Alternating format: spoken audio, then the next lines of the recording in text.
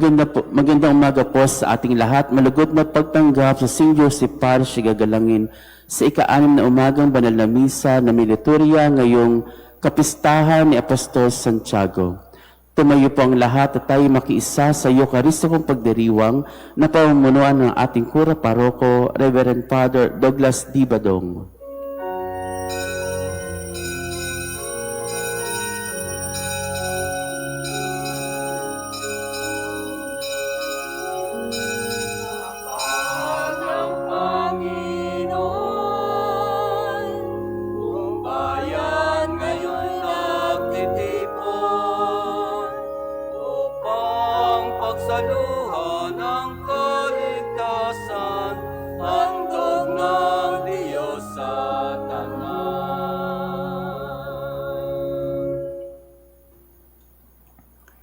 Sa ngalan ng Ama at ng Anak at ng Espiritu Santo. Amen. Ang pagpapala ng ating Panginoong Hesukristo, ang pag-ibig ng Diyos Ama, at ang pakikipagkaisa ng Espiritu Santo, naway sumainyong lahat. At sumayo rin. Mga kapatid, aminin natin ating mga kasalanan upang tayo'y maging marapat gumanap sa banal na pagdiriwang. Inaamin ko sa makapangyarihang Diyos at sa inyo mga kapatid, na lubha akong nagkasala sa isip, sa salita at sa gawa, at sa aking pagkukulang. Kaya isinasamo ko sa mahal na Birheng Maria, sa lahat ng mga anghel at mga banal, at sa inyo mga kapatid, na ako'y panalangin sa Panginoong ating Diyos. Kaawaan tayo ng makapangyarihang Diyos. Patawarin tayo sa ating mga kasalanan at patnubayan tayo sa buhay na walang hanggan. Amen. Panginoon, kaawaan mo kami. Panginoon, kaawaan mo kami. Kristo, kaawaan mo kami. Kristo, kaawaan mo kami. Panginoon, kaawaan mo kami. Panginoon, kaawaan mo kami. Papuri sa Diyos sa kaitaasan at sa lupa'y kapayapaan sa mga taong kinalulugdan niya. Pinupuri ka namin, dinarangal ka namin, sinasamba ka namin, ipinagbubunyi ka namin, pinasasalamatan ka namin, dahil sa dakila mong angking kapurihan. Panginoong Diyos, Hari ng langit, Diyos amang makapangyarihan sa lahat, Panginoong Hesukristo, bubutong na anak, Panginoong Diyos, Kordero ng Diyos, anak ng Ama, ikaw na nag-aalis sa mga kasalanan na sanlibutan, maawa ka sa amin. Ikaw na nag-aalis sa mga kasalanan ng sanlibutan, tanggapin mo ang aming kahilingan. Ikaw na naluluklok sa kanan ng Ama, maawa ka sa amin. Sapagkat ikaw lamang ang banal, ikaw lamang ang Panginoon, ikaw lamang o Hesukristo ang kataas-taasan, kasama ng Espiritu Santo, sa kadakilaan ng Diyos Ama. Amen. Manalangin tayo. Ama naming makapangyarihan, itinalaga mo ang unang pag-aani ng iyong mga apostol sa pagdanak ng dugo ni Santiago. Ipagkaloob mong tumibay ang iyong sambayanan sa kanyang pagpapahayag ng pananampalataya at lubusang pagkakamit ng pagdalangin niyang puspusan sa pamamagitan ni Jesucristo kasama ng Espiritu Santo magpasawalang hanggan. Amen.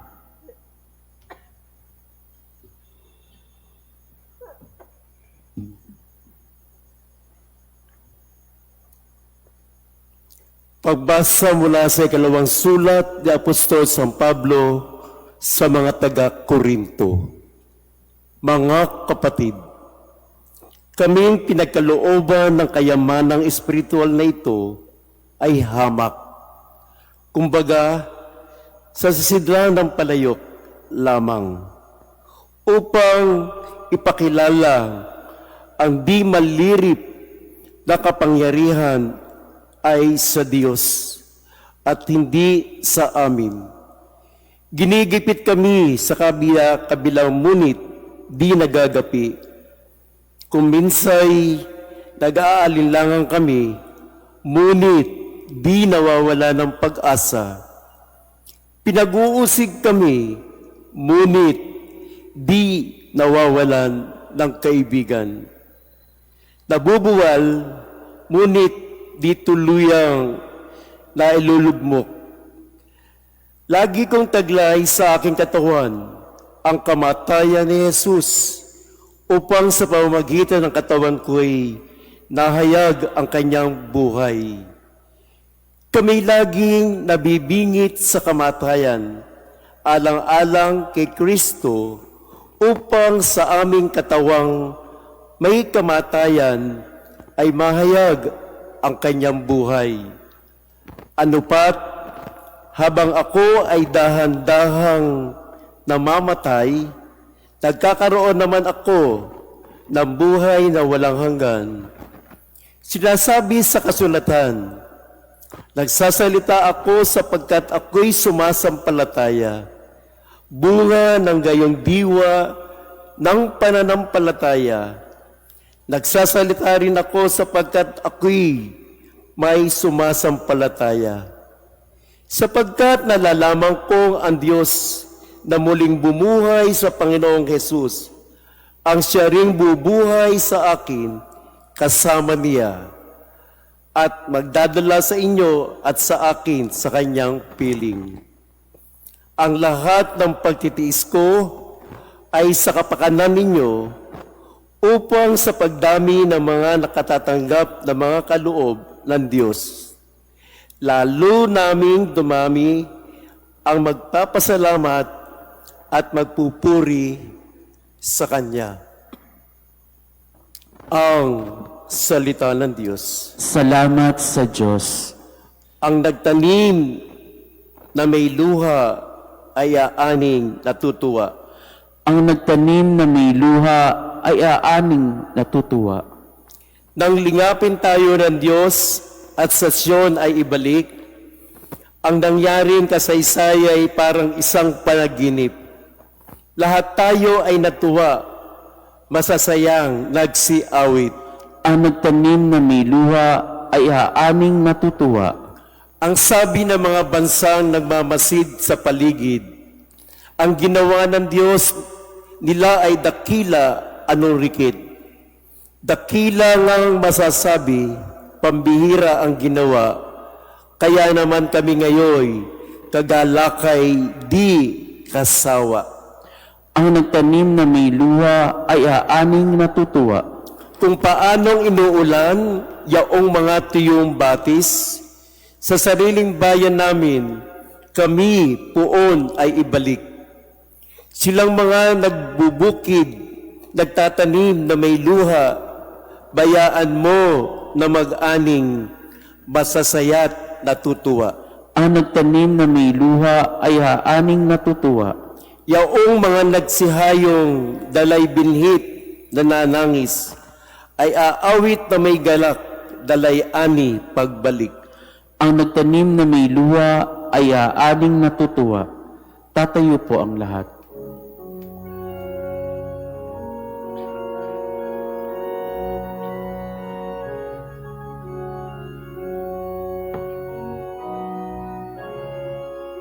Hallelujah, hallelujah, hallelujah, hallelujah, hallelujah, hallelujah, hallelujah. Hinirang tayo ni Kristo upang mamuhang totoo bilang mabubuting tao. Hallelujah, hallelujah, hallelujah, hallelujah, hallelujah, hallelujah, hallelujah. Sumayin niyo ang Panginoon. At sumayo rin. Ang mabuting balita ng Panginoon ayon kay San Mateo. Papuri sa iyo, Panginoon. Noong panahong iyon, Lumapit kay Jesus ang asawa ni Zebedeo kasama ang kanyang mga anak. May ibig siyang hilingin, kaya't lumuhod siya sa harapan ni Jesus. Ano ang ibig mo? Tanong ni Jesus. Sumagot siya, sana'y ipagkaloob ninyo sa dalawa kong anak na ito ang karapatan na makaupong katabi ninyo sa inyong kaharian, isa sa kanan at isa sa kaliwa. Hindi ninyo nalalaman ang inyong hinihingi, sabi ni Jesus sa kanila. Mababata ba ninyo ang hirap na babatahin ko? Opo, tugon nila. Sinabi ni Jesus, ang hirap na babatahin ko'y babatahin nga ninyo. Ngunit wala sa akin ang pagpapasya kung sino ang mauupo sa aking kanan at sa aking kaliwa. Ang mga luklukang sinasabi ninyo'y para sa mga pinaghandaan ng aking ama. Nang marinig ito ng 10 alagad, nagalit sila sa magkapatid. Kaya't pinalapit sila ni Jesus at sinabi sa kanila, alam ninyo na ang pinuno ng mga hintil ay nagahari sa kanila at ang mga dinadakila ang siyang nasusunod. Ngunit hindi ganyan ang dapat umiral sa inyo. Sa halip, ang sinuman sa inyo na ibig maging dakila ay dapat maging lingkod at ang sinumang ibig maging pinuno ay dapat maging alipin ninyo tulad ng anak ng tao na naparito hindi upang paglingkuran, kundi upang maglingkod at ialay ang kanyang buhay upang matubos ang marami. Ang mabuting balita ng Panginoon. Pinupuri ka namin, Panginoong Hesukristo. Isang magandang umaga po sa inyong lahat. Ngayon po ay August 25. Ngayon ay kapistahan ni Apostol Santiago. Isa sa 12 alagad ng Panginoon at sinasabing si Apostol Santiago ang pinakauna sa mga apostol na ipinapatay ng hari noong panahong iyon dahil sa kanyang pananampalataya o dahil sa pagpapahayag ng mabuting balita. At nawa sa kanyang katapangan sa pagsasabuhay ng pananampalataya, atin din pong unawain ng mabuti.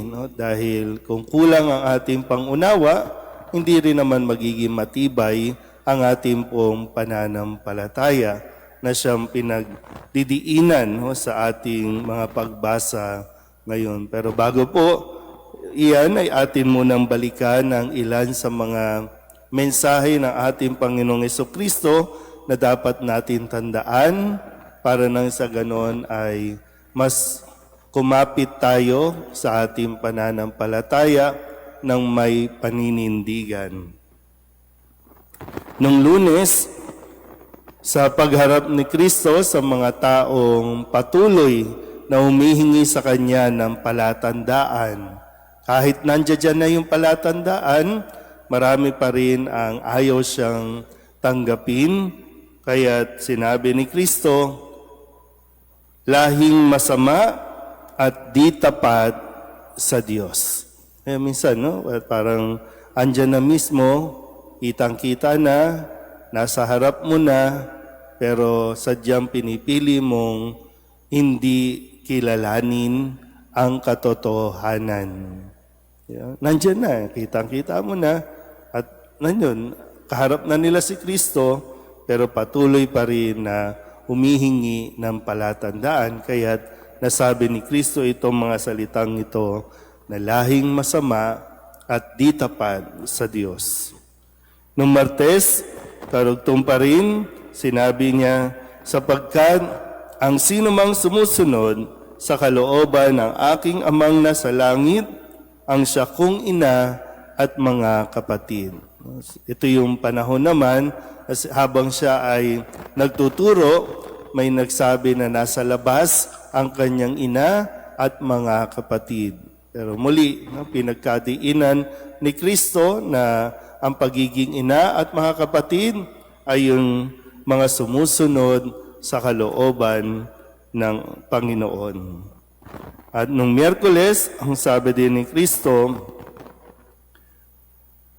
ito yung pagdiriwang ng kapistahan ni Santa Maria Magdalena na si Maria ay umiiyak habang naroroon sa labas ng libingan at hindi niya nakilala ang Panginoong Kristo na nabuhay. Pero nung napakilala si Kristo at tawagin si Maria sa kanyang pangalan, doon namulat ang kanyang paningin at doon din naman ibinigay kay Maria Magdalena ang misyon. Ang sabi ni Kristo, pumunta ka sa aking mga kapatid at sabihin mong aakyat ako sa aking Ama at sa inyong Ama, sa aking Diyos at sa inyong Diyos. Kung kaya't ito yung pananampalataya na ipinahayag ni Maria Magdalena na nakita niya ang Panginoon. Nung Huwebes, ang sabi naman ni Kristo, mapalad kayo sapagkat nakakakita ang inyong mga mata at nakaririnig ang inyong mga tenga. So, sa mga naipahayag na, para makita natin nawa din na kung gaano tayo kapalad. Kasi ngayon, kahit saan, sa anumang social media platform, pwede ka nang makabasa ng Biblia, makapakinig ng misa, pero nasa sa atin pa rin kung magbibingi-bingihan at magbubulag-bulagan tayo. Kahapon, muli pinaalala sa atin at ipiniliwanag ni Jesus ang talinghaga tungkol sa mga hasik at ang nahuhulog ang isang taong marunong makinig, tumatanggap ng kanyang salita, ninanamnam ito, siya ay namumunga, may tig 100, may tiga 60, at may tig 30. At ngayon, sa pagdiriwang nga natin itong kapistahan ni Apostol Santiago, sinabi ni Kristo, ang sino man sa inyo na ibig maging dakila ay dapat maging lingkod. Ang sino man gustong maging dakila ay dapat maging lingkod. At gusto kong bigyan ng pansin itong pagdulog ng ina ni Santiago. Kasi magkapatid itong si Juan at si Santiago.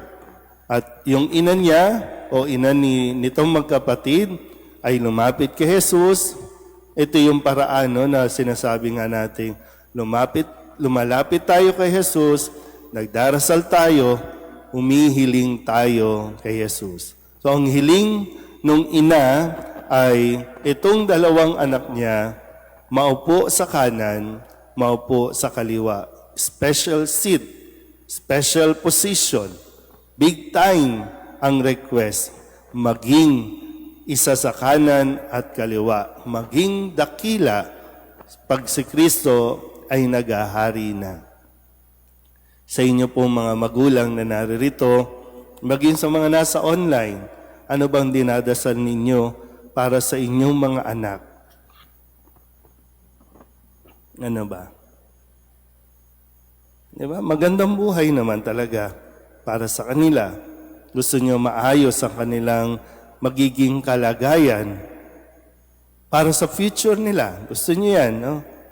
Pero kung titingnan natin, pag ninilayan sinagot ni Jesus, sinabing ni Jesus ng sino mang gustong maging dakila, dapat matutong maglingkod. Hindi po masama na hangarin ninyo na maging maganda ang posisyon ng inyong anak. Hindi masama na ipagdasal nyo sila na sana sila ang susunod na senador, sana sila ang susunod na mga mayor o president man yan, hindi masama yan. Pero nawa, sa dasal na atin pong ginagawa o hinihiling sa Panginoon, sabayan niyo rin po ng pagtuturo ng magandang asal. Kasi yun yung nawawala. Dasal lang tayo ng dasal na sana yumaman ang anak ninyo, makagraduate ang anak ninyo, maging doktor o kung anumang propesyon, maging chairman, kaya nga ngayon, no? Maging senator. Hindi masama yan. Pero kung puro dasal at hindi nyo tuturuan paano maglingkod, dyan tayo magkakaproblema. Kaya ngayon, marami tayong problema kasi lahat gustong magdakila. Kaya nga minsan, no, may isip mo, itong mga napapanood natin, matataas ang posisyon nito eh. May mga pangalan. Gusto nila maging dakila sa paningin, pero pag pinapanood mo, mga mukhang tanga naman eh. Diba? Mga dakila, pero ba't ganun mag-isip? Ganun sumagot? Kasi nga, nakakalimutan nating turuan paano maglingkod. At yung paglilingkod, diba? Sinasabi natin, sa loob lang ng bahay, diba?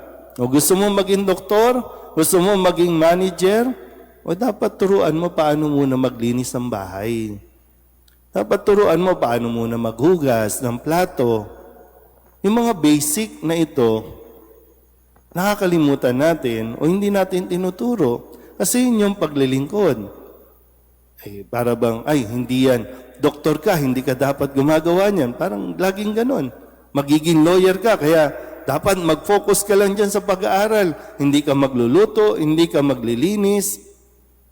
Kaya alam niyo yun, di ba? Minsan nakakalungkot na kahit sa loob ng bahay, sa magkakapatid, nagkakaroon ng competition. Nagkakaroon ng pagalingan. Kaya, kalaunan, nag-aaway-away sila mismo. So, anong mangyayari sa atin? Kung sa loob nga lang ng bahay, nag-aaway-away na, so pagdating sa labas, makikipag-away din. Kasi nga, hindi natin iminulat. Kaya ito yung paalala ni Kristo. No, sigurado ba kayo sa inyong hinihiling sa inyong anak? Hindi po masama, no? Hindi masama na maging dakila. Pero wag nating kalimutang turuan muna sila paano maging mabuting tao. Amen?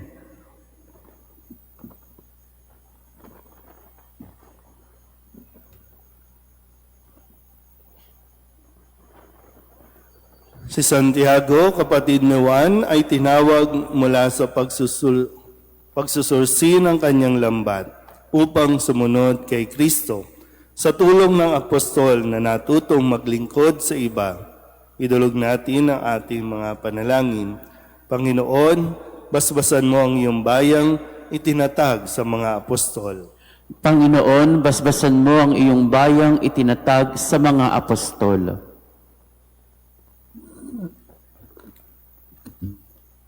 Ang mga lingkod ng simbahan, naway dampanan ang kanilang tungkulin sa diwa ng paglilingkod at paglalaan ng sarili, manalangin tayo sa Panginoon. Panginoon, basbasan mo ang iyong bayang itinatag sa mga apostol. Ang mga naglilingkod sa bayan, naway makatupad sa kanilang tungkulin na may katapatan at pag-aalay, manalangin tayo sa Panginoon. Panginoon, basbasan mo ang iyong bayang itinatag sa mga apostol. Magkaroon nawa ng maraming kabataang bukas loob na tutugon sa tawag para sa pagpapari at buhay relihiyoso.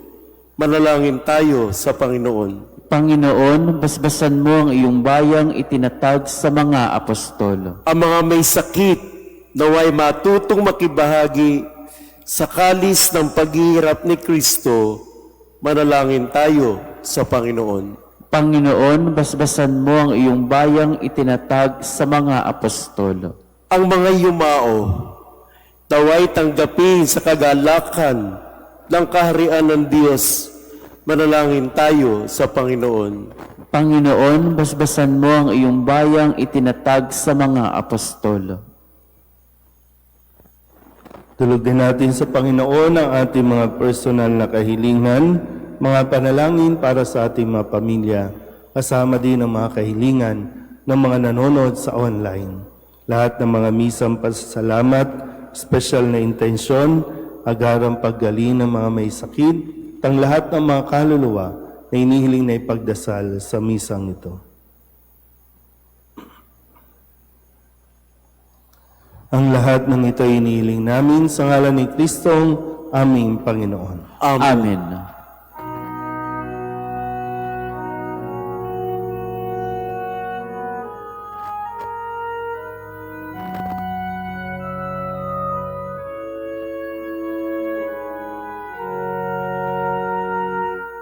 Kunin at tanggapin ang alay na ito, mga biyayang nagmula sa pagpapala mo. Tanda ng bawat puso pagkat inibig mo, kayo'y nananalig, nagmamahal sa'yo.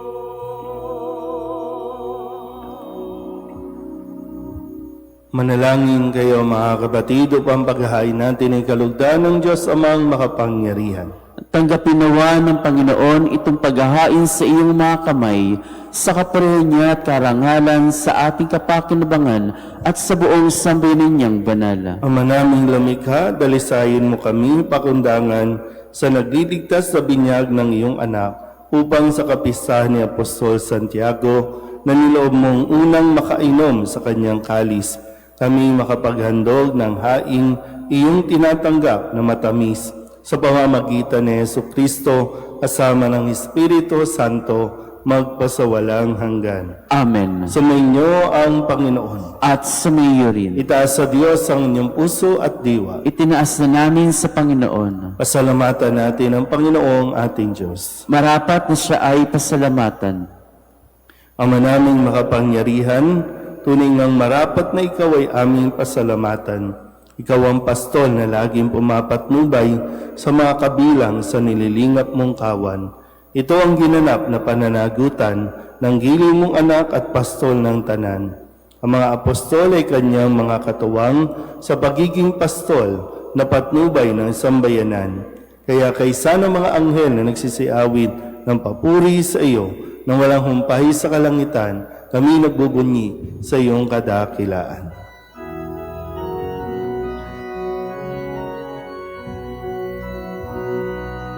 Santo, Santo, Santo, Panginoon Diyos ng mga hukbo, napupuno ang langit at lupa ng kadakilaan mo. Hosana, Hosana sa kaitaasan, Hosana, Hosana sa kaitaasan. Pinagpala ang naparirito sa ngalan ng Panginoon. Hosana, Hosana sa kaitaasan, Hosana, Hosana sa kaitaasan.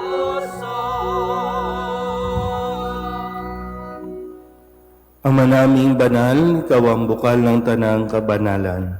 Kaya sa pamamagitan ng iyong Espiritu, gawin mong banal ang kaloob na ito upang para sa aming maging katawan at dugo ng aming Panginoong Hesu Kristo. Bago niya pinagtiis ang pusang loob na maging handog, inawakan niya ang tinapay, pinasalamatan kaniya, pinaghati-hati niya iyon, iniabot sa kanyang mga alagad at sinabi, "Tanggapin ninyong lahat ito at kanin, ito ang aking katawan na ihahandog para sa inyo."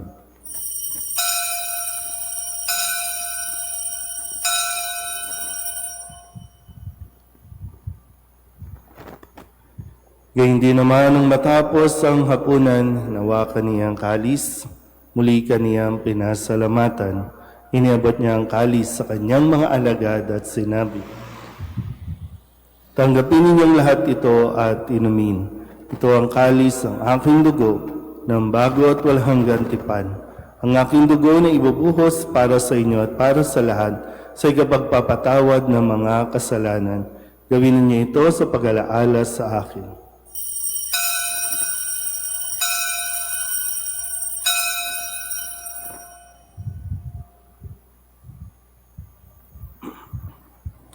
Ipagbunyi natin ang misteryo ng pananampalataya.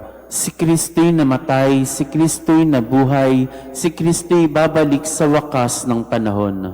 Ama, ginagawa namin ngayon ang pag-alaala sa pagkamatay at muling pagkabuhay ng iyong anak. Kaya iniaalay namin sa iyo ang tinapay na nagbibigay buhay at ang kalis na nagkakaloom ng kaligtasan. Kami nagpapasalamat dahil kami iyong minarapat na tumayo sa harap mo para maglingkod sa iyo. Sinasamo namin kami magsasalo-salo sa katawan at dugo ni Kristo ay mabuklod sa pagkakaisa sa pamamagitan ng Espiritu Santo. Ama, lingapin mo ang iyong simbahang laganap sa buong daigdig.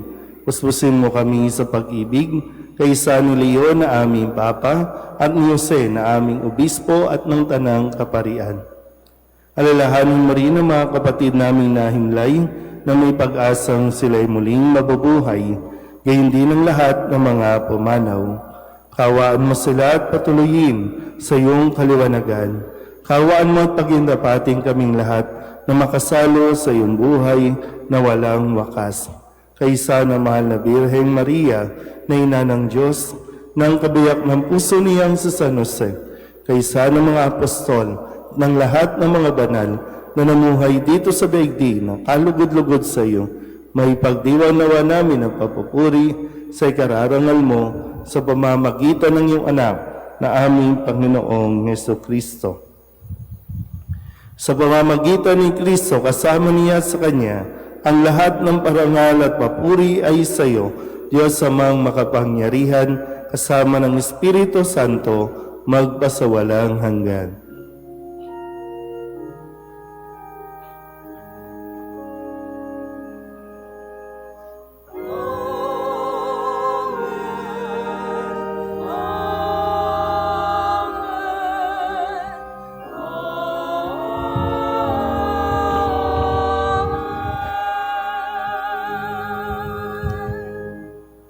Sa tagabili ng mga nakagagaling na utos at turo ni Jesus sa Panginoon natin at Diyos, ipahayag natin ang lakas loob.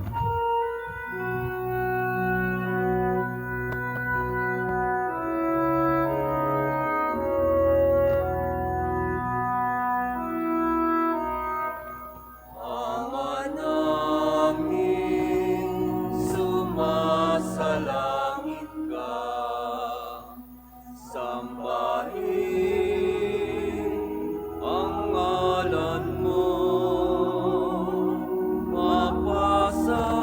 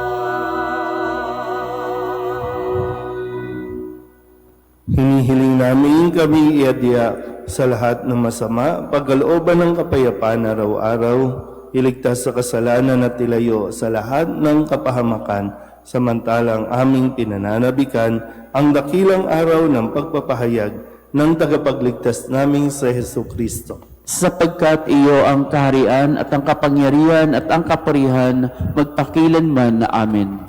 Panginoong Hesu Kristo, sinabi mo sa iyong mga apostol, kapayapaan ang iniiwan ko sa inyo, ang aking kapayapaan ang binibigay ko sa inyo. Tunghayan mo ang aming pananampalataya at huwag ang aming mga pagkakasala. Pagkalooban mo kami ng kapayapaan at pagkakaisa ayon sa iyong kalooban, kasama ng Espiritu Santo, magpasawalang hanggan. Amen. Ang kapayapaan ng Panginoon ay laging sumainyo. At sumayo rin. Magbigayan tayo ng kapayapaan sa isa't isa. Kordero ng Diyos na nag-aalis ng mga kasalanan ng sanlibutan, maawa ka sa amin. Kordero ng Diyos na nag-aalis ng mga kasalanan ng sanlibutan, maawa ka sa amin. Kordero ng Diyos na nag-aalis ng mga kasalanan ng sanlibutan, ipagkaloob mo sa amin ang kapayapaan.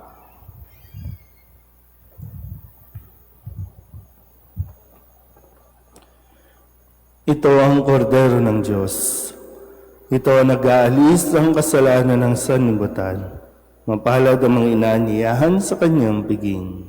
Panginoon, hindi ako karapat-dapat na magpatuloy sa iyo, ngunit sa isang salita mo lamang ay gagaling na ako.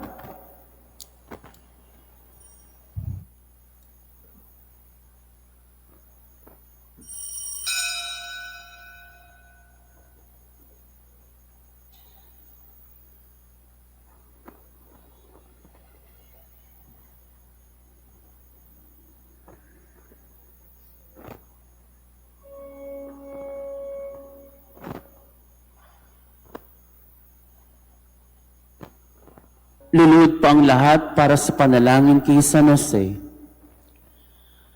Abang tagapangalaga ng tagapagligtas, kabiyak na puso ng mahal na Biring Maria, sa iyo ay pinagkatiwala ng Diyos ang kaisa-isa niyang anak.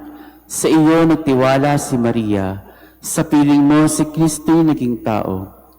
Maging ama ka rin sa aming pinagpalang Jose, at gabayan mo kami sa landas ng buhay. Ihingi mo kami ng biyaya, awa at tapang, at ipagtanggol kami sa lahat ng masama. Amen. Tatayo po ang lahat.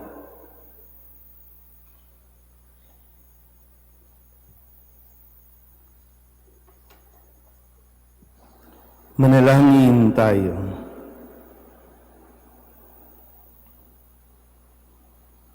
Ama naming mapagmahal, kami tulungan mo pakundangan sa pagdalangin ni Apostol Santiago.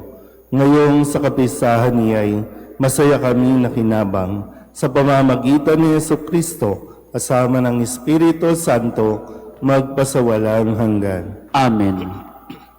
Sumainyo ang Panginoon At sumayo rin. at pagpalain kayo ng makapangyarihang Diyos, Ama at Anak at Espiritu Santo. Amen. Tapos ang banal na misa, humayo tayo sa kapayapaan ni Kristo. Salamat sa Diyos. Magandang umaga po.